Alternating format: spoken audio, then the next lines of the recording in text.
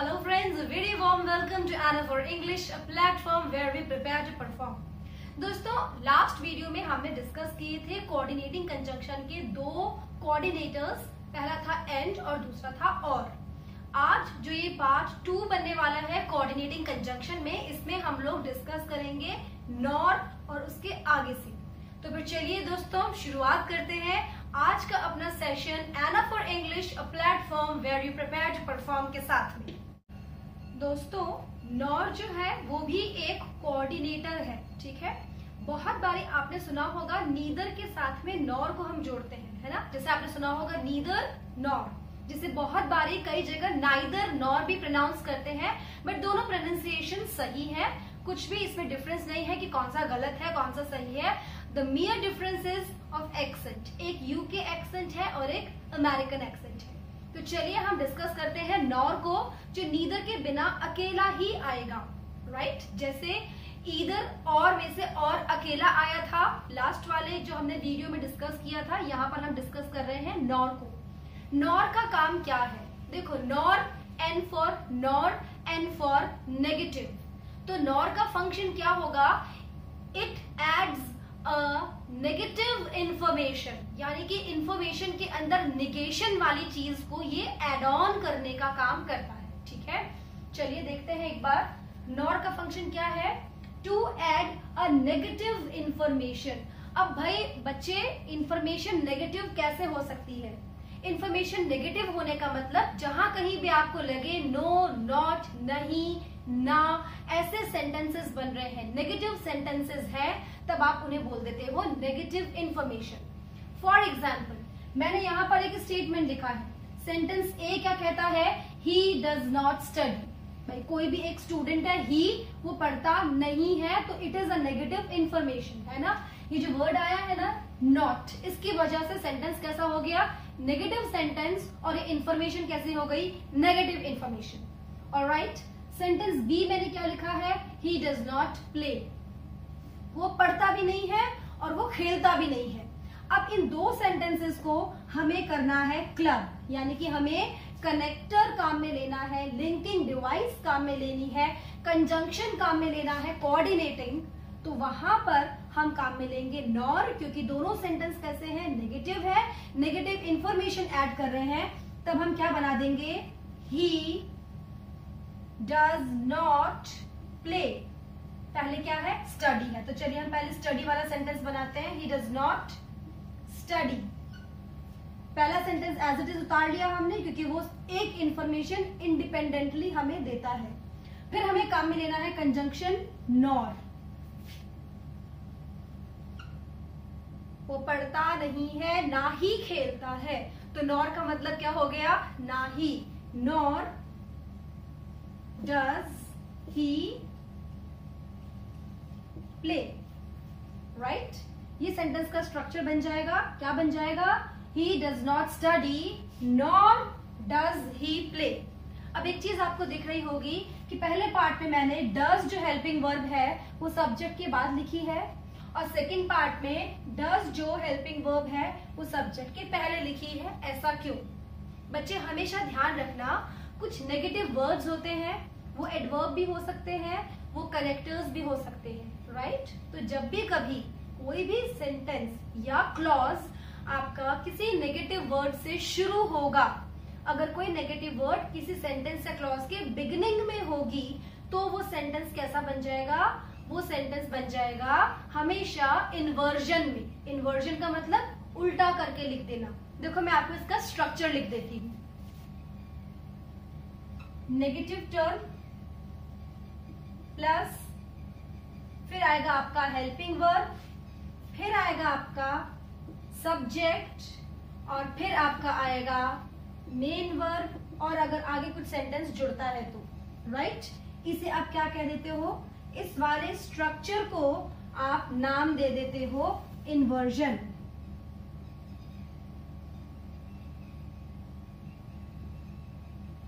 Types of sentence का जब हमारा एक सेशन चलेगा, क्लास लगेगी, वीडियो बनेगा, तब हम वहां पर टाइप्स ऑफ सेंटेंस में इन्वर्जन वाले टाइप को भी पढ़ेंगे, ठीक है। अभी आपको जो छोटी सी चीज ध्यान रखनी है वो क्या ध्यान रखना है, अगर किसी सेंटेंस के शुरुआत में, बिगिनिंग में, स्टार्टिंग में एक नेगेटिव टर्म आती है और फिर उस नेगेटिव टर्म के बाद में हमें क्या लिखना है, helping verb, right, subject and then finally main verb. इतना ध्यान रखेगा। आपको पढ़ के लगना चाहिए कि जो second part of the sentence है इट इज अ क्वेश्चन। कैसा लगना चाहिए, इट इज अ क्वेश्चन। देखो लगता है क्या, ही डज नॉट स्टडी, ठीक है, इतना समझ में आता है। ये क्या बन गया, एक नेगेटिव सेंटेंस, नेगेटिव सेंटेंस, क्योंकि नॉट लगा दिया ना। अब बीच में आ गया हमारा ये एक कंजंक्शन। कंजंक्शन के बाद में जो सेंटेंस बनता है वो हमें कैसा लगना चाहिए, क्वेश्चन कर रहा है, इंटेरोगेटिव लगना चाहिए, तब तो वो सही है।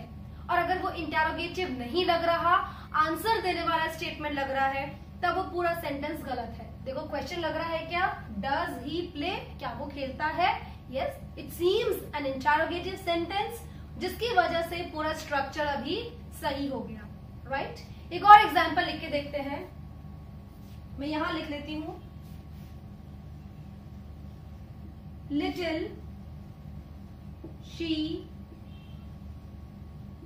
knows about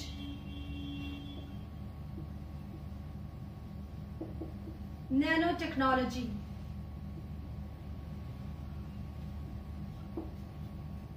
सुनने में, पढ़ने में हमें अच्छा लग रहा है कि little she knows about nano technology. उसको नैनो टेक्नोलॉजी के बारे में बहुत ही कम नॉलेज है।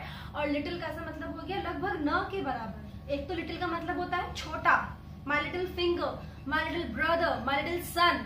और एक लिटिल का मतलब क्या होता है, लगभग न के बराबर। जब भी कभी नाउन आप काम में लेते हो अनकाउंटेबल, तब आप काम में लेते हो डिटर्मिनर लिटिल। ये हमने नाउन वाले वीडियोस में देखा है, आप प्लेलिस्ट में जाकर के इसको जरूर देखिएगा। अब जब हमें दिखता है कि सेंटेंस की बिगिनिंग में यहाँ पर कैसा वर्ड है, नेगेटिव एक वर्ड दे दिया है, तो सेंटेंस का स्ट्रक्चर कैसा बनेगा, फिर सेंटेंस का स्ट्रक्चर इस वाली फॉर्म में यानी इन्वर्जन में बन जाएगा। और सेंटेंस कैसा बन जाएगा, लिटिल शी नोज। इसकी जगह हम इसको इन्वर्जन में ले आएंगे, उल्टा करके लिख देंगे, इन्वर्टेड लिख देंगे। तो नोज में से हेल्पिंग वर्ब क्या निकालेंगे, डज, लिटिल डज, फिर लिखेंगे हम शी, और फिर नोज में से लिख देंगे हम नो। क्योंकि सेंटेंस में अगर डू, डिड, डज है तो मेन वर्ब अपनी फर्स्ट फॉर्म में आएगी। तो नोज में से डज निकाल लिया तो क्या बच गया, खाली नो बच गया। और हमारा स्ट्रक्चर क्या बन जाएगा, little does she know about nano technology. तो हमको इस वाले पोर्शन में चेंजेस करने हैं। सेंटेंस के टाइप के अकॉर्डिंग हमें उसमें से मेन वर्ब में से हेल्पिंग वर्ब एक्सट्रैक्ट करके अपना ये स्ट्रक्चर बना लेना है। ओके, आई होप ये चीज आपको क्लियर हो गई है। अब बढ़ते हैं हम आगे। सो को आप काम में जब भी लोगे तो आपके स्ट्रक्चर कैसा बनेगा, आपके स्ट्रक्चर के अंदर जो चीज होगी that would be reason plus so plus result. Reason क्या होगा, पहले आपको रीजन मेंशन करना है, फिर कनेक्टर यानी कि कोऑर्डिनेटर कंजंक्शन में से आपको कोऑर्डिनेटर सो लेना है, और फिर आपको उसमें रिजल्ट बता देना है कि इस रीजन की वजह से रिजल्ट क्या होगा। तो this structure you have to always keep in mind, right. एक एग्जाम्पल लिख के देखते हैं।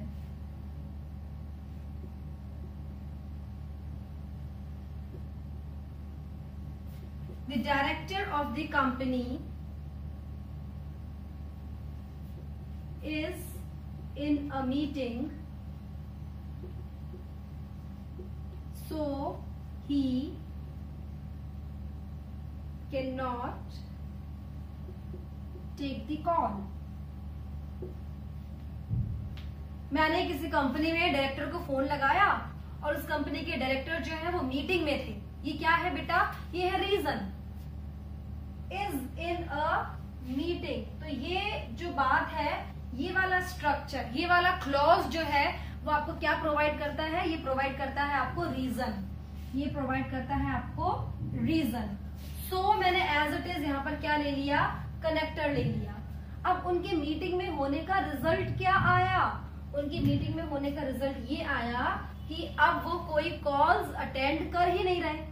तो यहां से आपको क्या समझ में आया, सो जो है as a conjunction, as a connector, as a coordinator, so में पहले हमें रीजन देना है और फिर बाद में हमें रिजल्ट मेंशन करना है।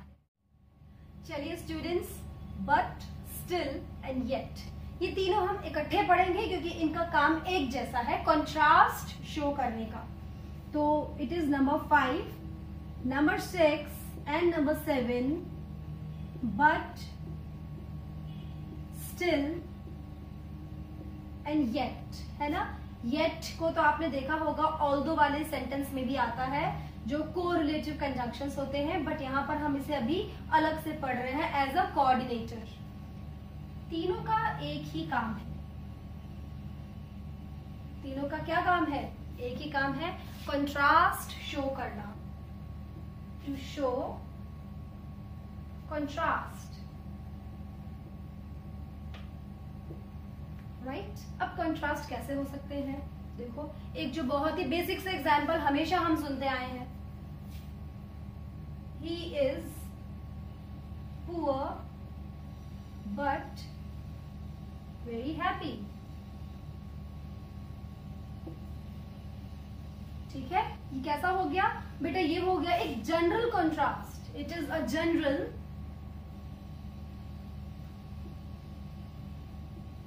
कंट्रास्ट, है ना।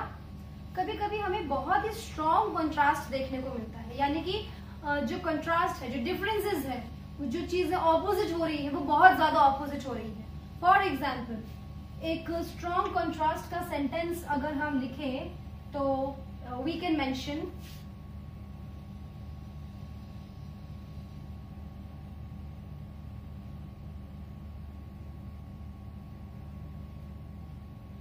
he has throat cancer, गले में जो कैंसर हो जाता है, he has throat cancer। अब मैं यहां पर काम में ले सकती हूं still भी या फिर yet, दोनों में से कुछ भी काम में ले सकती हूं क्योंकि still और yet जनरली स्ट्रॉन्ग कंट्रास्ट को शो करता है।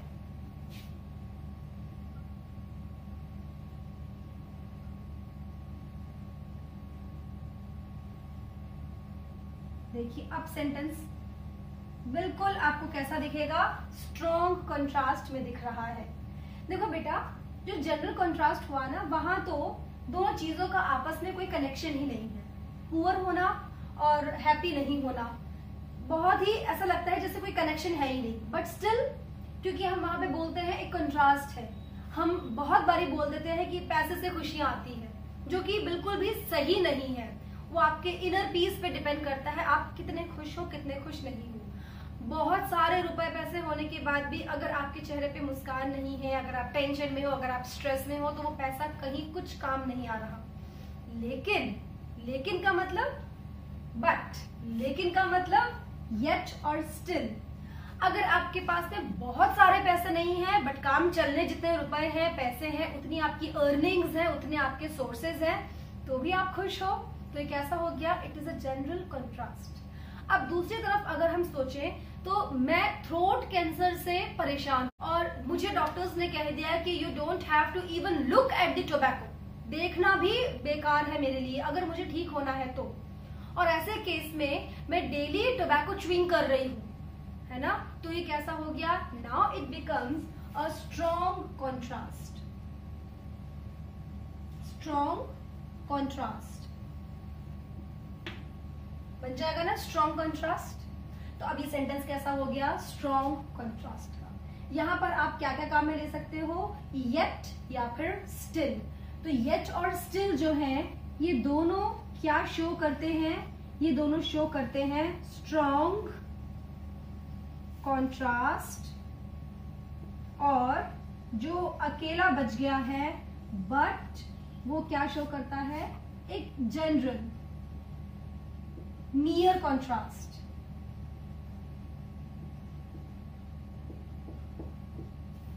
ऑलराइट, तो ठीक है, इसका मतलब बट, स्टिल, येट, ये तीनों भी आपको क्लियर है। चलिए बच्चे अब डिस्कस करते हैं ईदर और। पहले आपने क्या डिस्कस किया था, सेकेंड नंबर वाला कनेक्टर जो था दैट वाज और ओनली, एंड नाउ ये पेयर में आ गया, ईदर के साथ आ गया। इसका नेगेशन कैसे बन जाएगा, नीदर नॉर, निगेशन में है ना।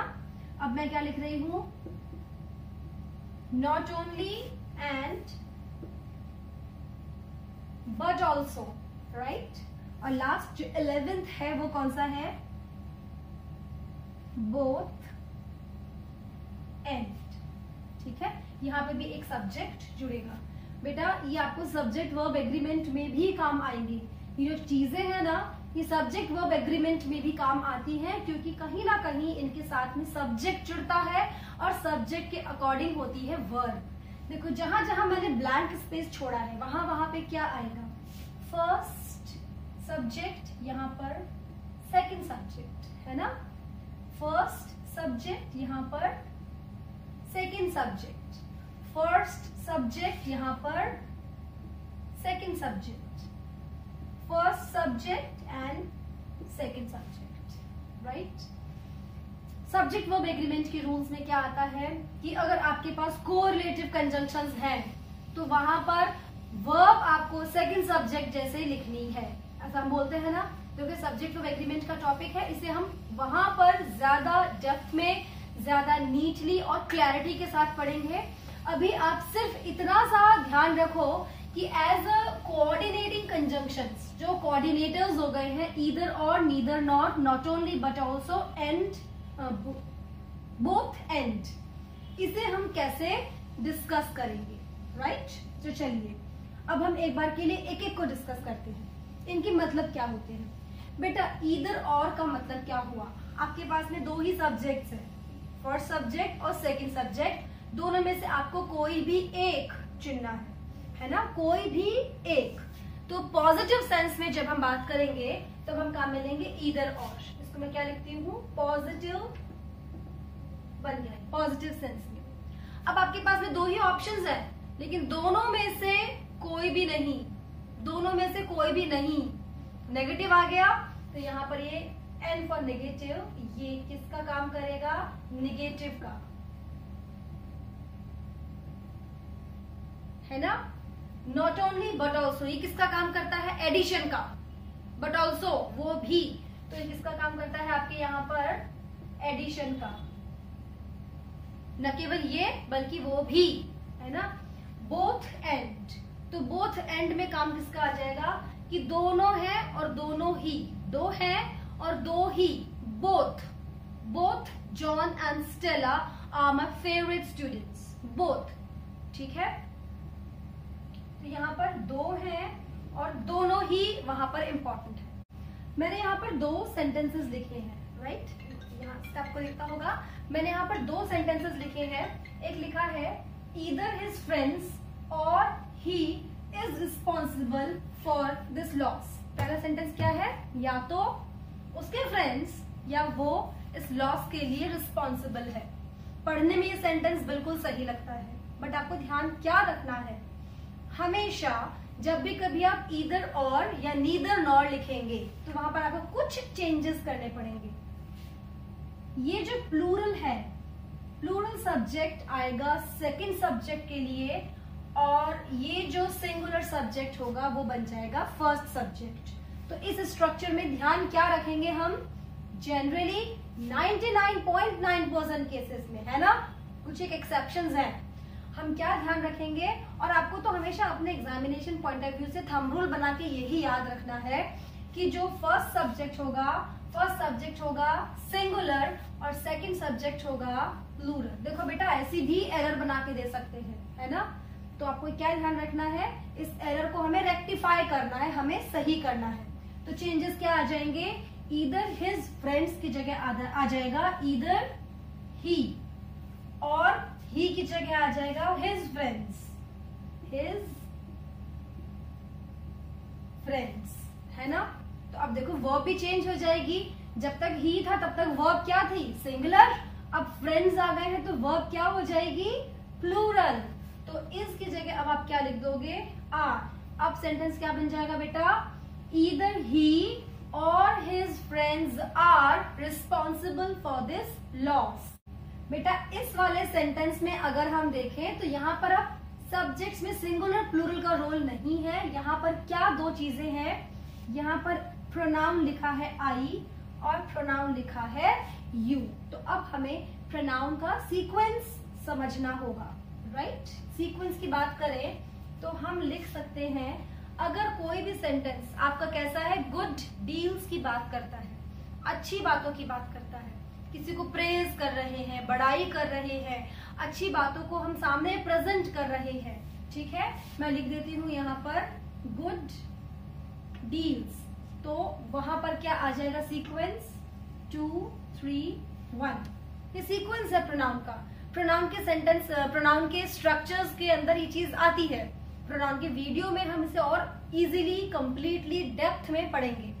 अभी ध्यान रखो, अगर हम यहाँ पर गुड डील्स की, गुड डीड्स की, अच्छे कामों की, गुड डील्स या गुड डीड्स की बात करेंगे तो सीक्वेंस क्या बन जाएगा, 2 3 1, second person, third person, first person. वहीं पे अगर मैं बैड डील्स या बैड डीड्स की बात करूं, किसी को भाई पनिशमेंट मिल रहा है, नेगेटिव सेंटेंस हो गया है ना, तो वहां पर सीक्वेंस क्या आ जाएगा, 1 2 3, ठीक है। अब देखो ये सेंटेंस पढ़ के बताओ मुझे कि इस सेंटेंस में नेगेटिव काम हो रहा है या फिर अच्छा काम हो रहा है। पढ़ के लगता है ना कि क्या मिल रहा है भाई, प्राइस मिल रहा है प्रोजेक्ट के लिए, तो अच्छा काम हो रहा है। तो अब इसका स्ट्रक्चर क्या बन जाएगा, नॉट ओनली आई की जगह बन जाएगा नॉट ओनली यू। पहले हम सेकेंड पर्सन रखेंगे, पहले हम क्या लिखेंगे, सेकेंड पर्सन। थर्ड पर्सन तो है ही नहीं, तो अब कौन आ जाएगा, थर्ड पर्सन। थर्ड पर्सन की जगह, सॉरी फर्स्ट पर्सन, तो यू की जगह हम लिख देंगे आई। कि बेटा ये स्ट्रक्चर्स याद रखना, कंजंक्शन की एरर ऐसी ही आती है ना। ये तो सबको पता है, नॉट ओनली के साथ बट ऑल्सो आएगा ही आएगा। कभी कभी हम चेंज कर देते हैं, वो भी एक स्ट्रक्चर डिस्कस करेंगे, बट हमेशा ध्यान क्या रखना, सीक्वेंस या ऑर्डर ऑफ द प्रोनाउन। तो पहले आ जाएगा सेकंड पर्सन, फिर आएगा फर्स्ट पर्सन, राइट। तो यही सीक्वेंस ध्यान रखेंगे और हमारा सेंटेंस का स्ट्रक्चर ठीक हो जाएगा। अब जो और भी कई बार इसको गलत बना के दे देते हैं, वो कैसे बना के दे देते हैं, इनकी पोजीशन चेंज कर देते हैं। पोजीशन चेंज करने का एक स्ट्रक्चर मैं आपको लिख के देती हूँ। तो जो सेंटेंस मैंने लिखा है, क्या लिखा है, they not only visited Jaipur but also Udaipur. अब पढ़ने में तो समझ में आ रहा है, क्या समझ में आ रहा है कि भाई जयपुर ही नहीं, उन्होंने उदयपुर भी घूमा था, but grammatically the structure is not correct. क्यों करेक्ट नहीं है, देखो अब यहाँ पर आपको सेंटेंस में जब भी कनेक्टर्स काम में लेने हैं, नॉट ओनली बट ऑल्सो या ईदर और या नीदर नॉर, है ना, तो आपको ध्यान क्या रखना है बेटा कि ये जो कोरिलेटिव कंजंक्शंस है, इनके बीच में फर्स्ट सब्जेक्ट और सेकंड सब्जेक्ट जो हम लिखते हैं, they should be of equal rank. कैसे होने चाहिए, इक्वल रैंक के होने चाहिए। तो इक्वल रैंक की जब हम बात करते हैं तो हम क्या लिखते हैं, या तो वो होंगे नाउन एंड नाउन, है ना, या तो वो दो वर्ब्स और वर्ब्स होंगी, वर्ब एंड वर्ब, या तो वो दो चीजें होंगी एडजेक्टिव एंड एडजेक्टिव, या तो वो दो चीजें हो सकती हैं प्रेपोजिशन एंड प्रेपोजिशन। अब हम ऐसा नहीं कर सकते बेटा कि एक बार वर्ब ले ले और एक बार नाउन ले ले। तो फर्स्ट सब्जेक्ट अगर वर्ब है तो सेकंड सब्जेक्ट भी वर्ब होगा। फर्स्ट सब्जेक्ट वाली जगह पे अगर नाउन आ रहा है तो सेकंड सब्जेक्ट वाली जगह पे भी नाउन आएगा। अगर पहले आपने लिख दिया है प्रेपोजिशन तो सेकंड सब्जेक्ट वाली जगह पे भी प्रेपोजिशन होगा, या फिर एडजेक्टिव है तो एडजेक्टिव होगा। चलिए इस सेंटेंस में क्या लिखा है, नॉट ओनली, नॉट ओनली के बाद में क्या लिख दिया बेटा, visited which is a verb, ठीक है। तो सेकंड वाली जगह पे भी यानी बट ऑल्सो के बाद भी क्या आना चाहिए, हिसाब से वर्ब आना चाहिए। देखिए क्या लिखा है, बट ऑल्सो, बट ऑल्सो के बाद क्या लिख दिया, उदयपुर, जो कि एक नाउन है। इस वजह से ये सेंटेंस कैसा हो गया, ये सेंटेंस हो गया रॉन्ग। अब इसका सही स्ट्रक्चर क्या होगा, सही स्ट्रक्चर हम बना लेते हैं। They visited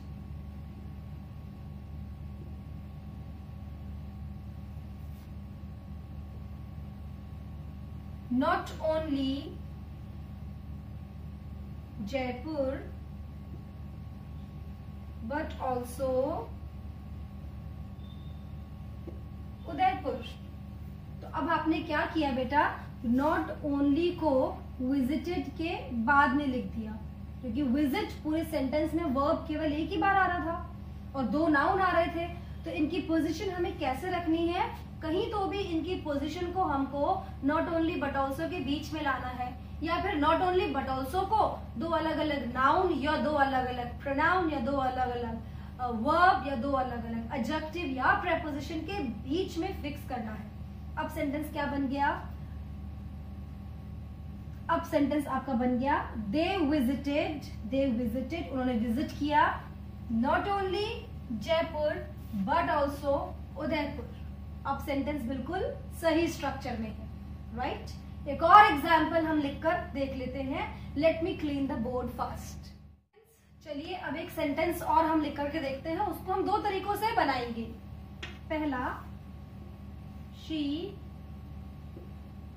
does not like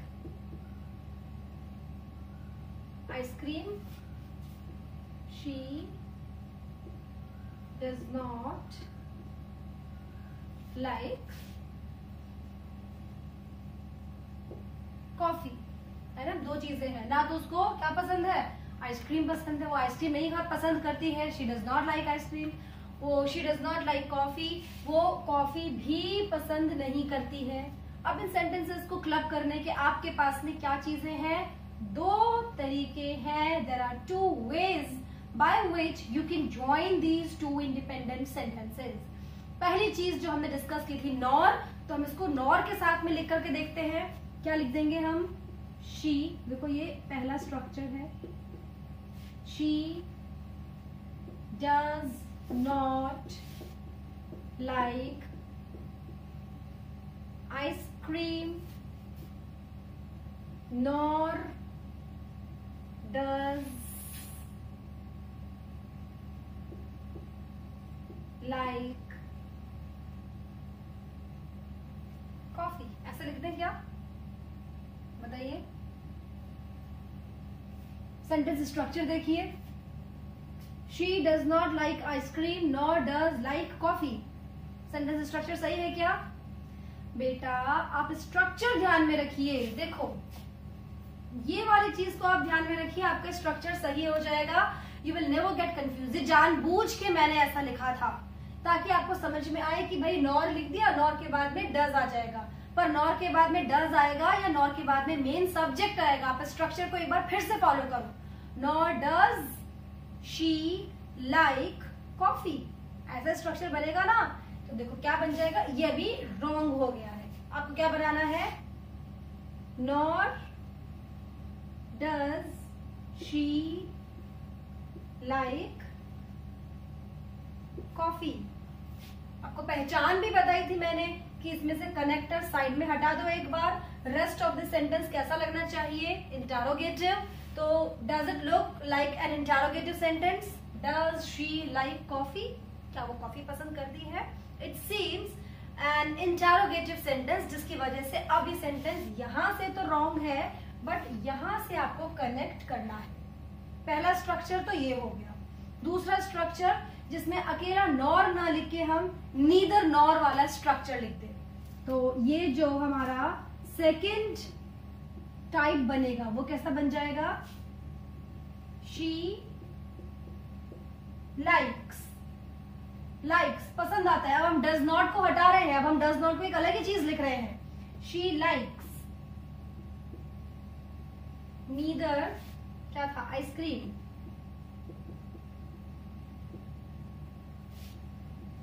nor, बहुत ही अजीब लड़की है जिसे ना तो आइसक्रीम पसंद है और ना ही कॉफी पसंद है।